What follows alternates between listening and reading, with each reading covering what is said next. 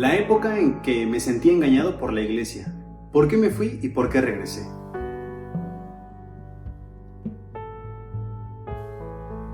Hace varios años seguí una conversación en las redes sociales entre dos de mis antiguos compañeros de misión. Eran hombres a los que amaba y respetaba. Comentaban las preguntas que tenían sobre la iglesia y su doctrina.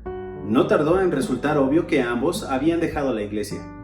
Eso me sorprendió y perturbó. Nunca había oído hablar de algunas de las cosas que estaban comentando.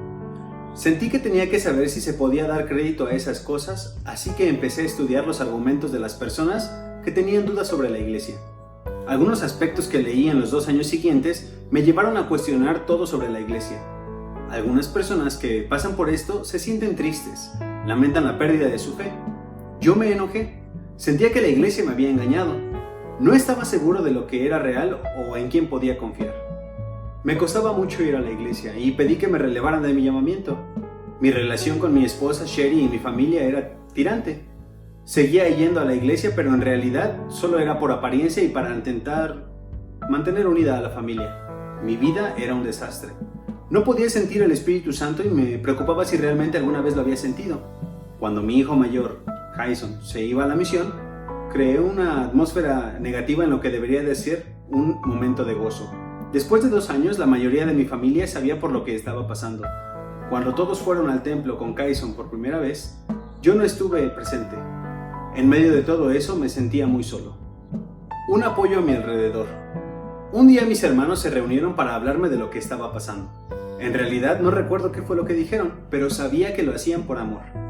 Mientras hablábamos, empecé a darme cuenta de lo que me estaba perdiendo. Se convirtió en el catalizador del cambio. Debía haber sido yo quien ordenara a Kyson Elder.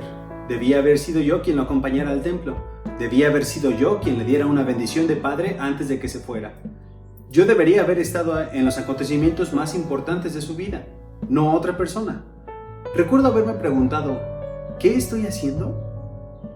Poco después, un buen amigo se sintió inspirado a presentarme a un miembro de su presidencia de estaca. Ese hombre amable escuchó atentamente mi historia y parecía saber de antemano lo que le iba a decir. Conversamos durante horas. Mi historia, mis dudas y la lógica a la que había estado expuesto eran muy similares a lo que otras personas habían compartido con él. Empecé a darme cuenta de que había respuestas razonables para muchas de mis dudas y que muchas de mis preguntas, aunque eran sinceras, las habían plantado personas cuya intención era destruir la fe. ¿Se resolvieron inmediatamente todas mis preguntas y dudas? No, claro que no, pero el corazón se ablandó lo suficientemente como para darse cuenta de una gran verdad. Es bueno hacerse preguntas, pero algunas son más importantes que otras. ¿Valía la pena perder a mi familia y no estar en la presencia de Dios por unas cuantas preguntas sin respuesta? Cuando me concentré primero en las preguntas más importantes y volví a poner a Dios en primer plano en mi corazón, empecé a encontrar respuestas que me aseguraron que estaba volviendo al camino correcto. Mi presidente de estaca y mi obispo me tendieron también una mano. Fueron de gran ayuda para mí y para Sherry durante unos momentos oscuros. Nunca se dieron por vencidos. Y ellos y mi familia en ambos lados del velo fueron fundamentales para ayudarme. Sé que el Padre Celestial nos conoce y nos ama, que pone a ciertas personas en nuestro camino cuando las necesitamos, y solo tenemos que estar dispuestos a aceptar su ayuda. ¿Qué hacer si le pasa a usted? Sé que hay otras personas que podrían estar pasando por algo similar. Es probable que sea usted o alguien a quien conozcas. Sé que El Salvador estableció su iglesia con la autoridad para proporcionar las ordenanzas y los convenios que necesitamos para volver a Él. Satanás trabaja horas extras para desacreditar la iglesia del Señor, utilizando cualquier medio posible a su alcance. Formular preguntas y generar dudas es fácil. Caer en sus trampas puede pasarle a cualquiera. Confiar en la información y las respuestas que otras personas aportan puede ser mucho más fácil que efectuar el trabajo de descubrir la verdad por nosotros mismos, tanto por el estudio como por la fe. Sin embargo, en definitiva, eso es lo que Dios requiere. Si usted está teniendo dificultades con preguntas o dudas sobre la iglesia o su fe, no encontrará la verdad leyendo blogs ni escuchando podcasts de aquellos que no están de acuerdo con la iglesia o que la han dejado. Pero es probable que tampoco se conforme con respuestas superficiales y tampoco le guste la sugerencia de archivar las preguntas. Aprendí que no siempre podemos vivir con luz prestada, sino que debemos recurrir a Dios, que es la fuente de luz y de verdad.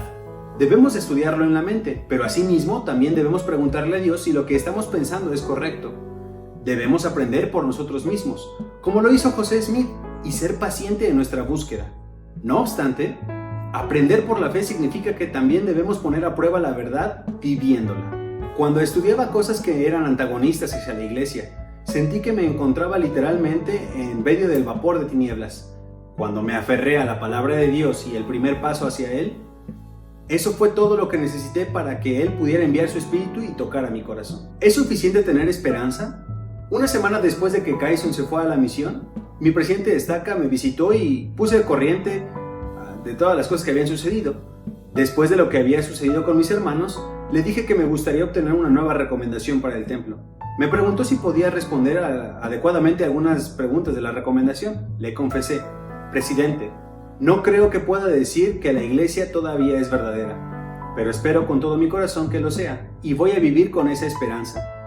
¿Es eso suficiente? Lo pensó por un momento y luego respondió: Travis, eso siempre será suficiente.